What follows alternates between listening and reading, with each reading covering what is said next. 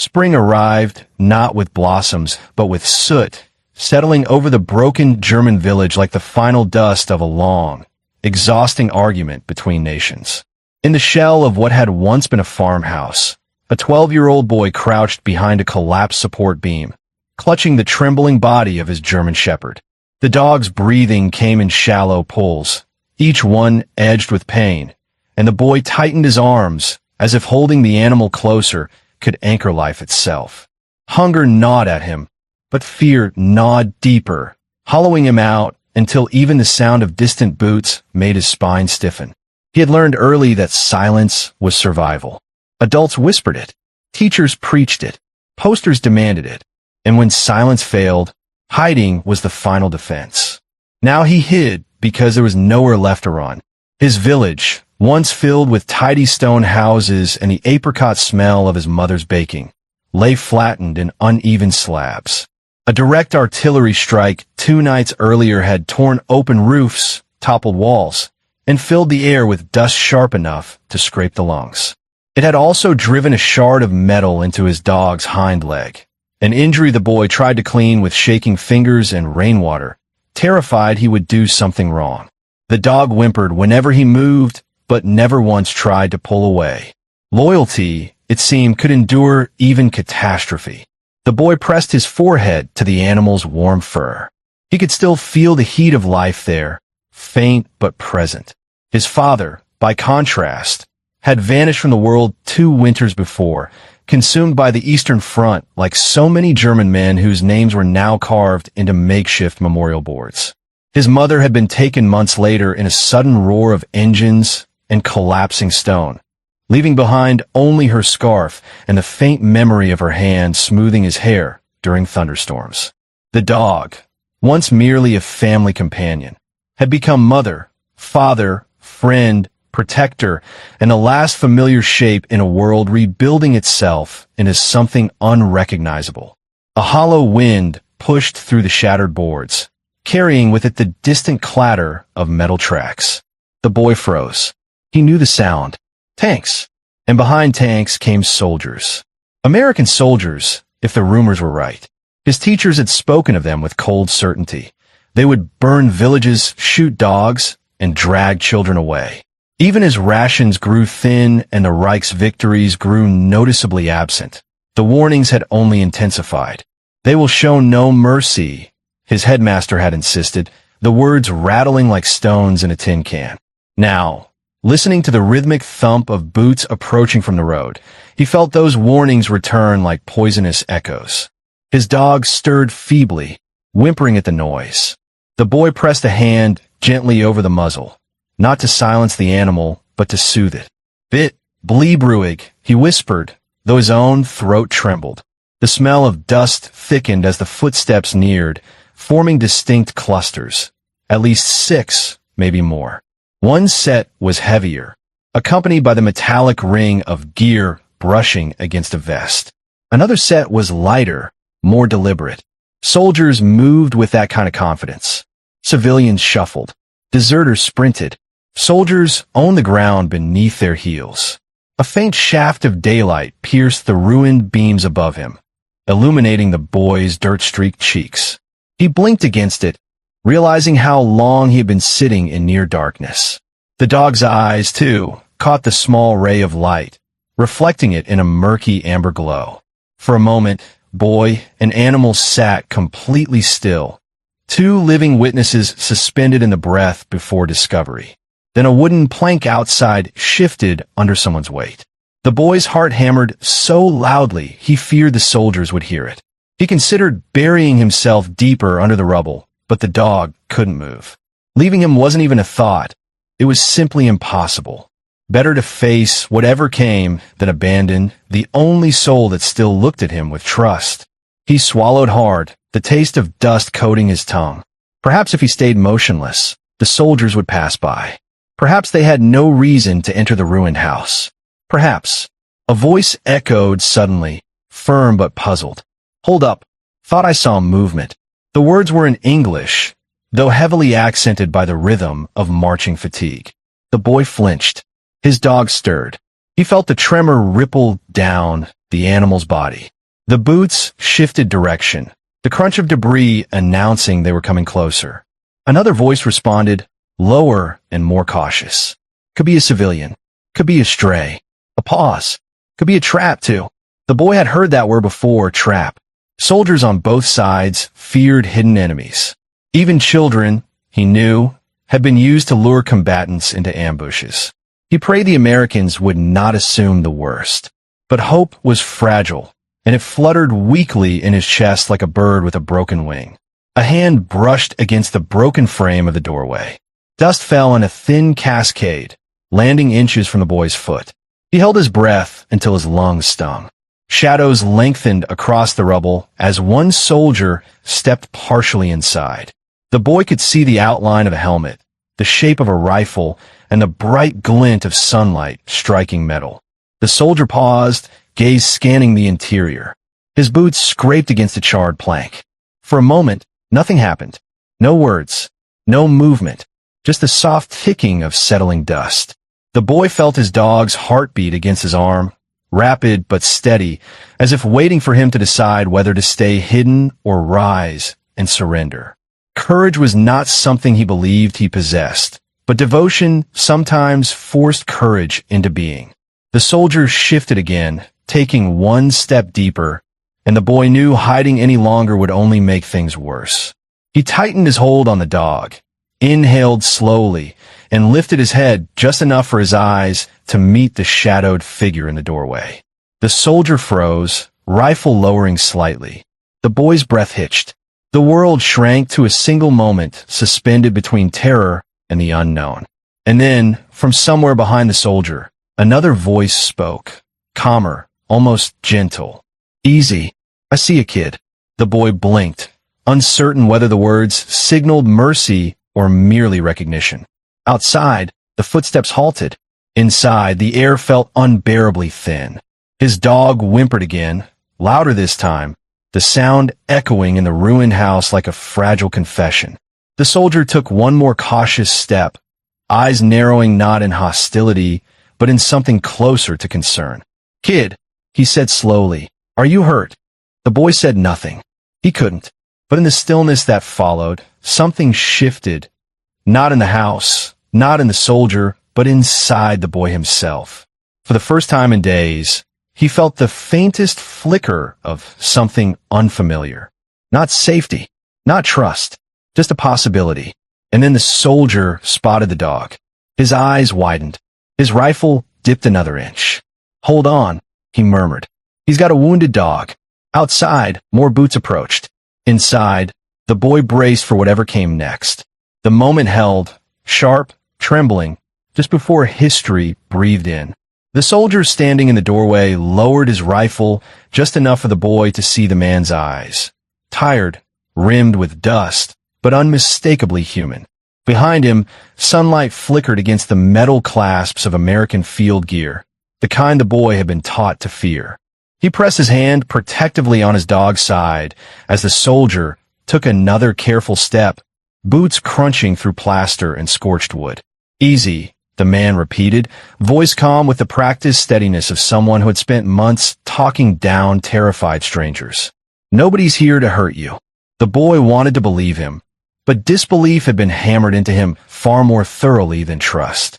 He studied the man, the faded 4th Infantry Division patch on the sleeve, the mud-caked trousers, the faint tremor in the rifle barrel betraying exhaustion rather than aggression. Outside, the rest of the squad lingered just beyond the threshold, their silhouettes wavering through drifting dust. The boy braced for a shout, a command, something sharp that would confirm the warnings he had grown up hearing. But instead, a second American appeared, a tall man with a narrow face and a surprisingly gentle expression, holding his helmet under one arm. What V you got? He asked quietly. A kid. And a dog. Dog's hurt. The tall man exhaled through his nose. Well, he murmured, that's a hell of a situation.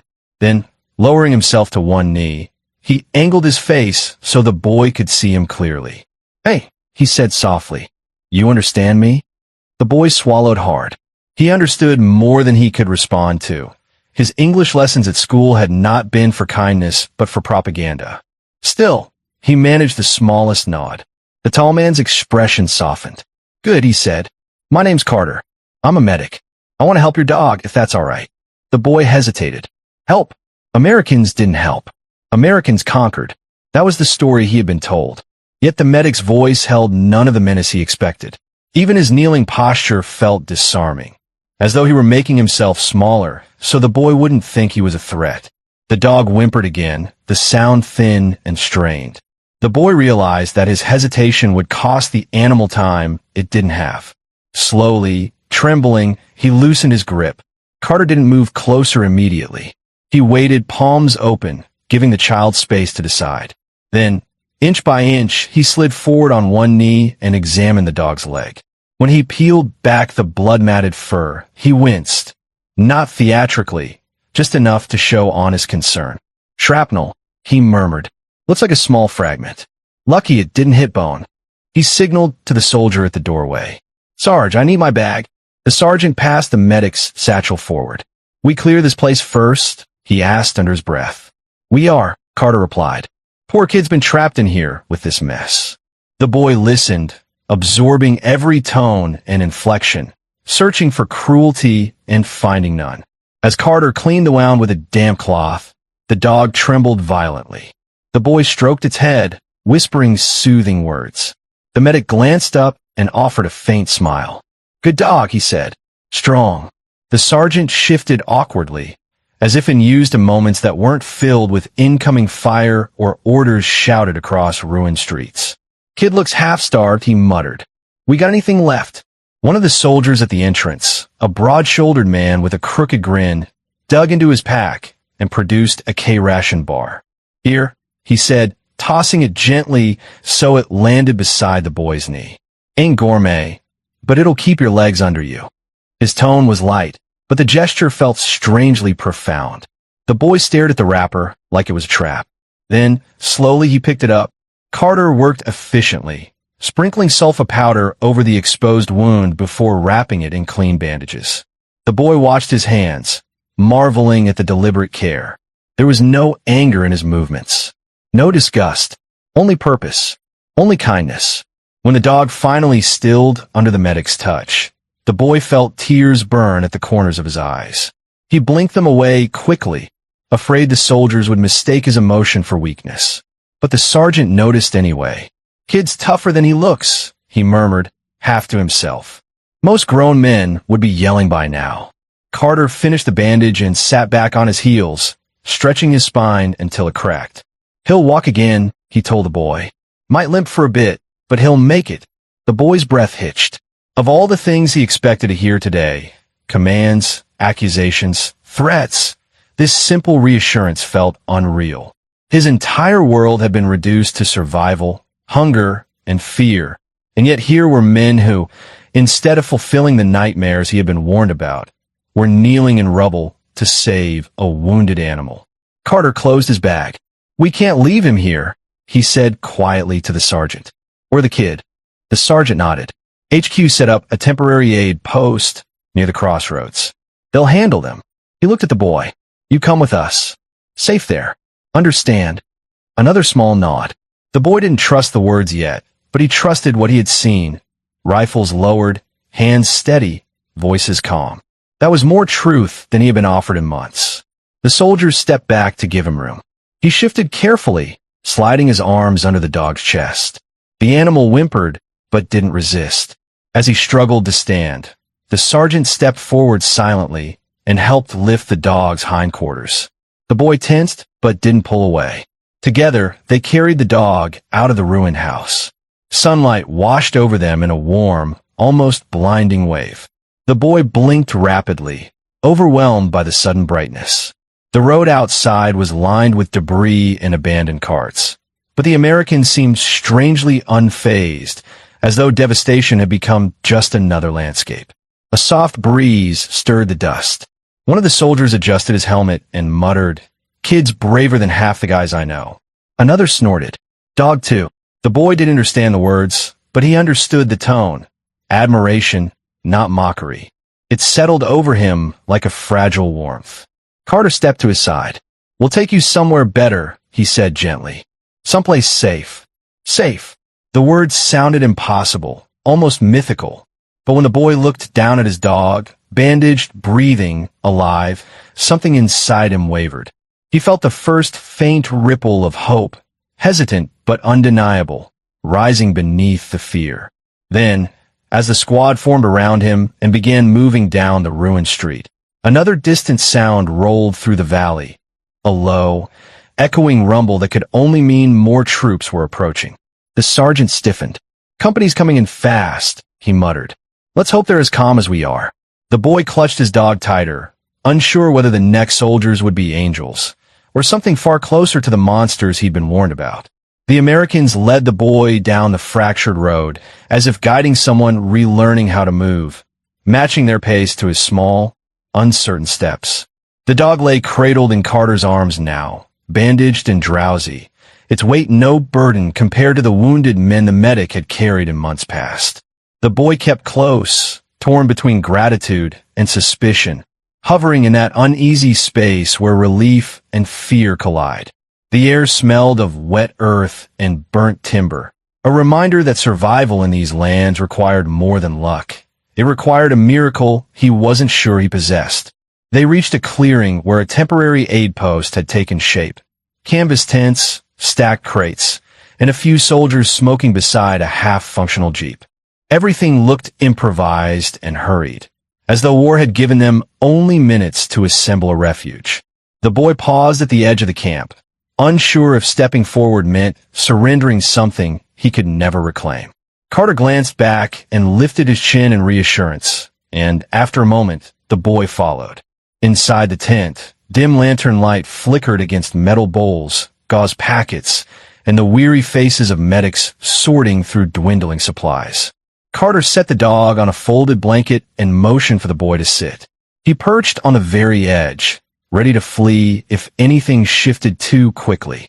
A medic with wire-rimmed glasses looked up, nodded once, and returned to adjusting a radio that crackled with fractured messages. The boy watched everything with wary fascination. The Americans spoke quickly, their words clipped by exhaustion, but none carried the cruelty he expected. Instead, he heard a practical calm, the tone of men who treated more wounds than they inflicted. When a soldier entered with a bloodied sleeve, Carter guided him to a cot without hesitation. The boy stared as the medic's hands moved from dog to man with the same quiet competence, the same steady focus. A soldier approached carrying a canteen and a tin of stew. He set them beside the boy with a brief smile. The boy waited until he walked away before lifting the lid. The stew tasted foreign, smoky and warm, and it tugged at memories he had tried not to revisit. His mother's soup simmering during snowstorms, the smell of bread rising in their small kitchen. He blinked hard and kept eating, slowly, as if afraid the comfort might vanish. Outside, distant tanks rumbled like approaching thunder. The camp barely reacted. The soldiers lived inside these sounds. But the boy felt each vibration in his bones. He remembered nights spent under tables during air raids, remembered the collapse of his home, remembered the stunned silence afterward. Now the noises carried a different meaning, but fear had deep roots and refused to loosen easily. Carter returned and knelt beside the dog. "He's stable," he murmured, though the boy understood only the tone. He reached out and touched the dog's fur. The steady rise and fall of its chest calmed him more than any human voice could. His breath eased. Carter sat beside him, giving space rather than questions. He pulled a small notebook from his pocket, sketched a simple house, and pointed. The boy shook his head. The house was gone. The medic drew two smaller figures beside it. Parents? The boy lowered his gaze and shook his head again. Carter closed the notebook quietly. No explanations were needed. Hours drifted. Soldiers glanced at the boy with a mixture of sympathy and curiosity. One offered chocolate before Carter intercepted with a mock scowl, muttering something about dogs and poison. The soldier shrugged and handed the bar to the boy instead, who blinked in surprise before tucking it into his pocket like treasure. At dusk, he stepped outside the tent.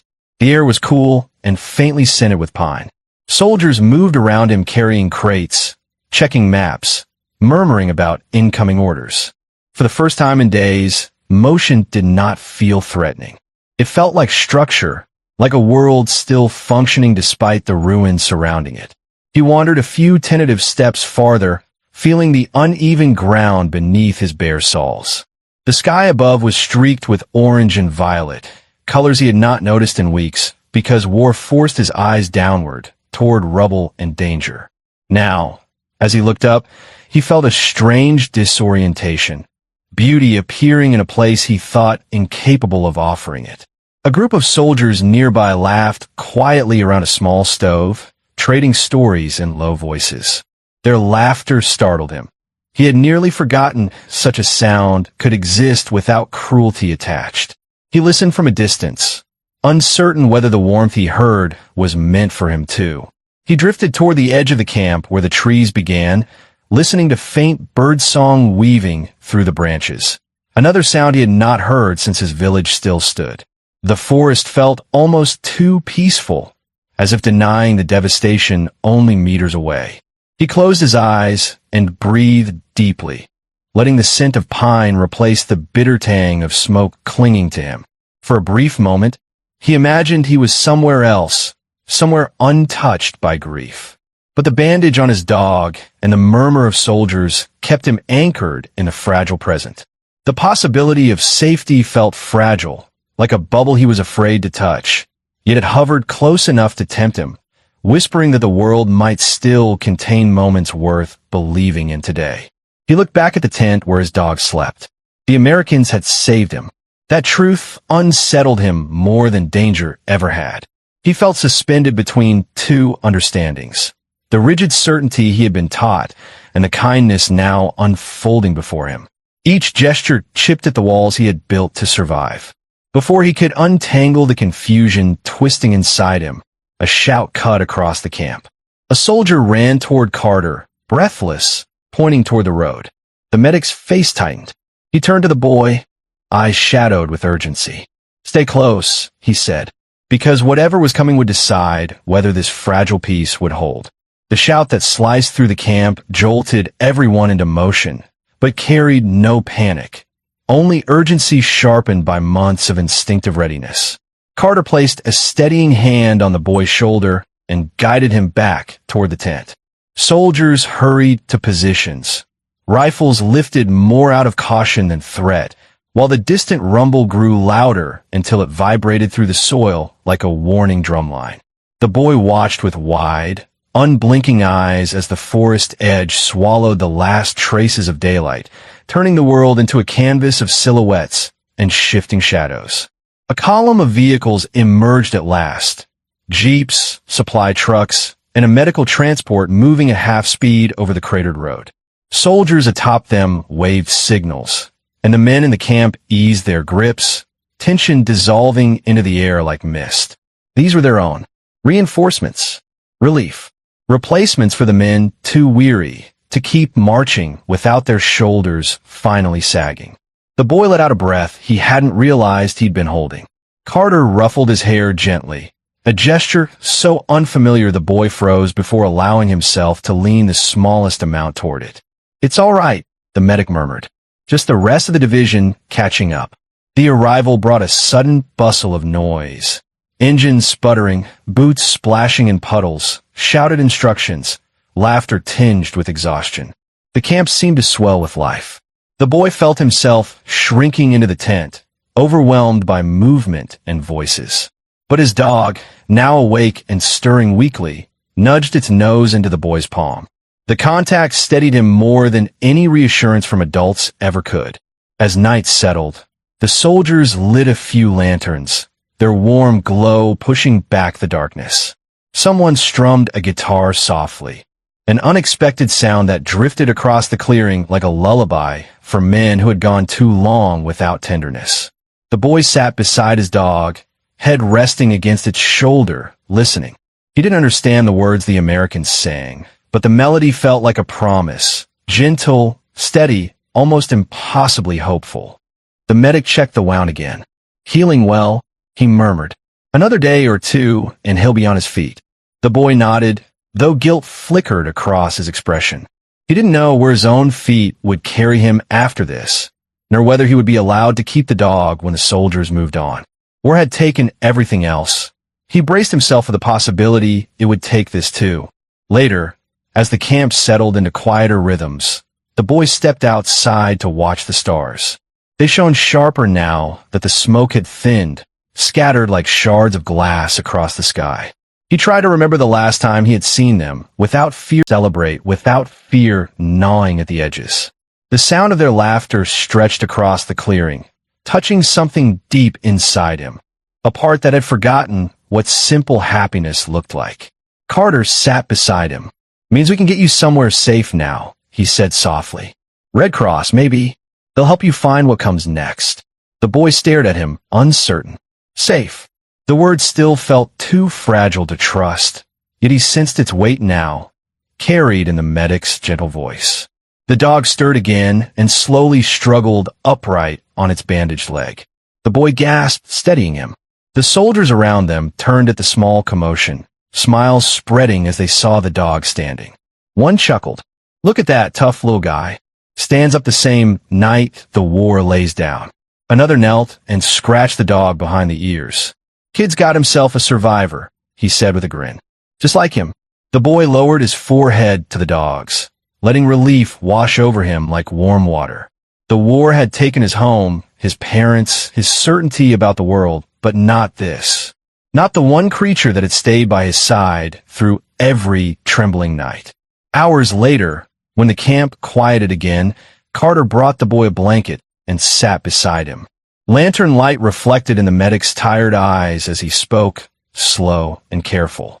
"You'll be all right," he said. "We'll make sure of it." For the first time, the boy believed him. He lay down beside his dog, feeling the steady heartbeat against his arm. Above them, the night sky remained clear, unbroken by smoke or searchlights. The soldiers murmured quietly as they packed supplies or wrote letters home.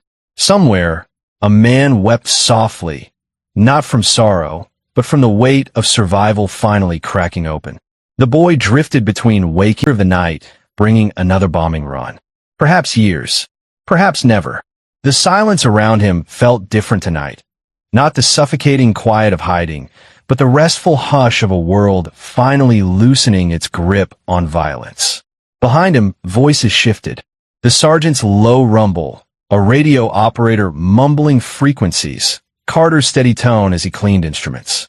Then, from the far end of the camp, a new sound came, a crackling radio message growing clear. A pause, then a shout. "Germany surrendered. It's official. The war's over." The declaration spilled through the camp like a rush of wind, sweeping men onto their feet. Some cheered, startled by the unfamiliar sensation of joy. Others simply slumped to the ground, overwhelmed, rubbing their faces as though uncertain whether to believe it. A few stood motionless, silent, too tired to celebrate, too relieved to speak. Carter emerged from the tent, breath catching as the words settled into him. He removed his helmet slowly, running a hand through his hair, then let out a long, shuddering exhale. "Well," he whispered, half to himself, "it's done." The boy didn't understand the English, but he saw the shift. The soldiers' faces softened, their shoulders straightened. Even the night air felt different, lighter somehow, unburdened. The medic crouched beside him and touched his chest gently, then gestured outward, mimicking an explosion fading away. War ending.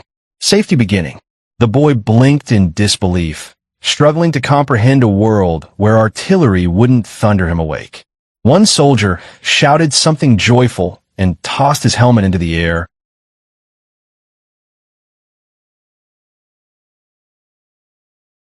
In sleep, suspended in a rare stillness he almost feared to trust. Peace was a strange visitor, quiet, unfamiliar, offering no guarantee of permanence. Just before he surrendered to dreams, footsteps approached. The sergeant crouched beside him, lowering his voice. "Carter says you're coming with us in the morning," he murmured. "There's a convoy heading toward a bigger relief station. They'll take care of you." He paused, hesitated, then added, almost gently, "Kid, you're not alone anymore." The boy's eyes opened, slowly, cautiously, as if testing whether the words were real. Because in a world where everything had been taken from him, the idea of belonging somewhere again felt as impossible and as powerful as the end of the war itself. That's it for today's story. And before you go, please tell us in the comments where you're watching from. We love seeing how far our stories reach.